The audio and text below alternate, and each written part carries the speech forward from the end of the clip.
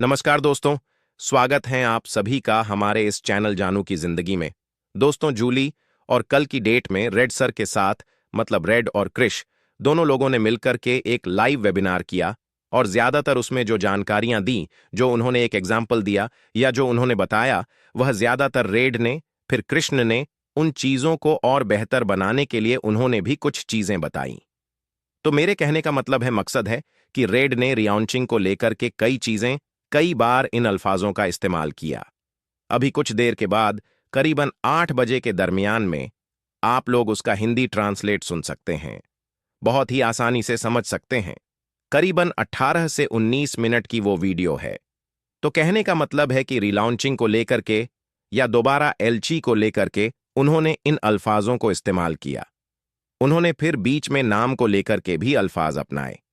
लेकिन उन्होंने एक चीज बहुत अच्छी बोली, जैसे लोगों के मन में एक सवाल आ रहा था कि कहीं नाम में परिवर्तन हुआ तो हमारी फाउंडरशिप चली जाएगी, है ना? हमने फाउंडरशिप ली थी ऑनअपसिव की। अब ये दूसरी कंपनी आएगी तो हमारी कोई वैल्यू इज्जत नहीं। ऐसा नहीं है भाई, हमको उसमें भी तो हो सकता है कि एनडीए सिग्नेचर करने को मिले। ठीक है। उन्होंने इस तरीके से कोई भी वेबिनार में अल्फाज का इस्तेमाल नहीं किया कि जो लोग हैं वह उनकी कोई वैल्यू नहीं, कोई गिनती नहीं। ठीक है। कल वाले वेबिनार में भी उन्होंने जिक्र किया कृष्ण ने कि हमारे पास 14 लाख लोग हैं, फाउंडर्स हैं, और प्लस यहां मामला अपनी जिंदगी का लेकर के नहीं है, भविष्य को लेकर के उन्होंने कई बार कल इस्तेमाल किया इन अल्फाजों को। तो भविष्य का मतलब क्या होता है कि जब तक कंपनी रहेगी तब तक हम रहेंगे, यानी ऐशफारे जो भी हैं वह एलची करेंगे तो हम उसमें हैं। हमारा भविष्य हमारे बच्चों का, हमारे पोतों का है ना। ऐसे से करके उन्होंने जिक्र किया। कृष्ण ने तो कहने का मतलब है कि जो भी गलतफहमियां आपके जहन में है, शायद तो उसको निकालिए, और अगर नए नाम से आ रही है तो भी कोई दिक्कत नहीं। फिर उन्होंने एग्जाम्पल दिया, मैं क्या नाम है कि एलन मस्क का। जैसे कि उन्होंने कहा कि जैसे कि हम लोग यूज करते थे पहले, ट्विटर तो कहते थे ना कि ट्वीट कर दिया, लेकिन उसका नाम उन्होंने चेंज कर दिया। तो क्या ट्विटर बदल गया? हमारे अंदाज से तो नहीं बदला, बस उसका नाम एक्स हो गया। तो ये सारी चीजें, जैसे कि एलन मस्क ही 2-3 कंपनियों के मालिक हैं। बात समझिए।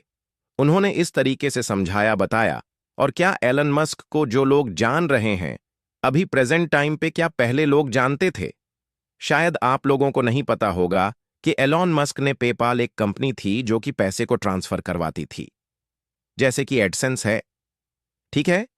या भी बहुत सारे ऐसे संस्थान हैं, जैसे कि डॉलर को इंडियन या और भी किसी मुल्क में भेजने के लिए, तो एडसेंस के जैसा ही पेपाल था। करीबन मैंने इसका नाम आज से 15 से 20 साल पहले भी सुना था। पेपाल तो उस कंपनी के भी वह ओनर थे। बात समझिए। फिर उन्होंने और भी चीजें, जो अभी आपने सुना होगा, टेस्ला। ठीक है।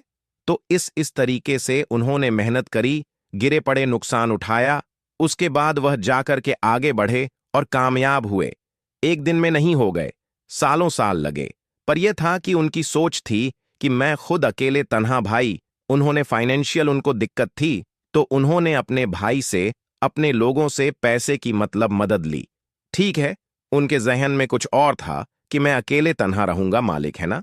यह सारी चीजें थीं। सबकी सोच एक जैसे नहीं होती, ये आप समझिए। हर इंसान एक जैसा हो जाए तो फिर क्या बात है? ठीक है। या तो विलेन ही हो जाए या तो हीरो ही। जैसे कि हमारे हाथों में 5 उंगलियां हैं, पर अलग अलग हैं, और सबका नाम भी अलग है, साइज भी अलग है। ठीक है। कोई छोटी है, कोई बड़ी है। तो इसी तरीके से दुनिया में लोग हैं, उनकी भी सोच अलग है। तो इसी तरीके से हमारे सीईओ ऐश सर की भी सोच अलग है कि वो दुनिया को किसी और नजरिए से देख रहे हैं, हम लोगों को किसी और नजरिए से। तो कहने का मतलब है कि इन लोगों को, यानी काफी इंफॉर्मेशन है अंदर से, पर यह है एक जो होती है ना मर्यादा। मर्यादा की बात है कि ऐश सर आएंगे और वह खुद बताएंगे। अब वह डेट, वह टाइम, वह बटन कब दबाएंगे, वह डेट कब बताएंगे, वो सारी चीजें जो भी होंगी, वो सारी चीजों को कब बताएंगे, कैसे बताएंगे। ठीक है। तो इन चीजों के बारे में केवल ऐश सर जानते हैं। बहुत सारे लोग हमसे भी पूछते हैं, सर आप बता दो कब होगा भैया। नहीं पता तो मैं कैसे बता दूं? क्या मैं नहीं चाहता? मैं भी तो आपके जैसा ही एक फाउंडर हूं, मुझे भी जरूरत है, मैंने भी सपने देखे हैं, मुझे भी आगे बढ़ना है यार। पर ऐसा नहीं है, लोग समझ ही नहीं पाते, प्रेशर देने लगते हैं, उसके बाद उन्होंने बताया कि लोग मुझसे पूछ रहे हैं कि हमें किस नई चीज पर जाने की क्या जरूरत है। हम ऐसा क्यों नहीं कर सकते? बस जो हमारे पास है उसका उपयोग करें और फिर करें। जो हमारे पास है उसी के साथ कुछ करें, क्योंकि जब हमारे पास पहले से ही कुछ है तो कुछ नया करने का कोई मतलब नहीं। तो इतने सारे उत्पादों और सेवाओं की कोशिश की या परीक्षण किया, यानी कि टेस्टिंग की। हमें बहुत अच्छा मिला है। यानी कि जो अभी सारी चीजें आ रही है, यह बहुत बेहतर तरीके से पहले से बेहतर आ रही है। इस तरीके का अल्फाज रेड ने भी इस्तेमाल किया कल वाले वेबिनार में। ठीक है। और उसके बाद आज मैं आप लोगों से बात करूंगा इस बारे में कि क्या है रीलॉन्चिंग, ओके, और इसके असली कारण। ठीक है। मतलब रीलॉन्चिंग करने का मकसद क्या है, उसकी वजह क्या है। तो ये सारी चीजें जो है ना, तो वह भी उस वीडियो में मिलने वाली है जो मैं आपको बता रहा हूं कि कुछ देर के बाद इसी यूट्यूब चैनल पर आपको आने वाला है। फिर उन्होंने कुछ चीजें और एक्सप्लेन बताई कि उन कुछ चीजों के मिलाकर के कुछ इस तरीके की बातें आ रही हैं कि कंपनी रीलॉन्च करेगी एक नए नाम के साथ, एक नए तरीके से।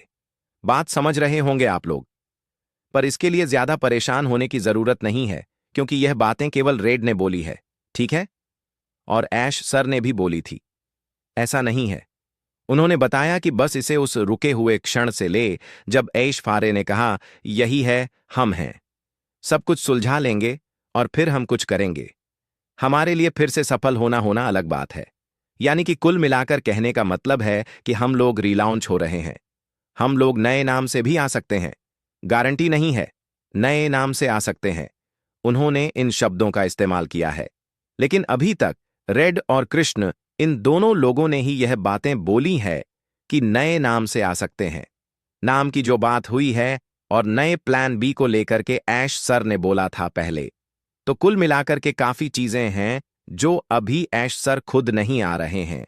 वह हमको लग रहा है कि पूरी तैयारी में जुटे हुए हैं। अब वह इस हफ्ते आएंगे कि अगले हफ्ते या उसके अगले हफ्ते, यह भी कहना मुश्किल है। ठीक है। लेकिन यह जाहिर है कि वेबिनार होने से पहले हम लोगों को इकोसिस्टम में इंफॉर्मेशन मिल जाएगी कि कब किस दिन कितने बजे वेबिनार होगा, और हम उस वेबिनार में जाएंगे तो समझ में आएगा कि वह क्या ला रहे हैं या किस तरीके से ला रहे हैं।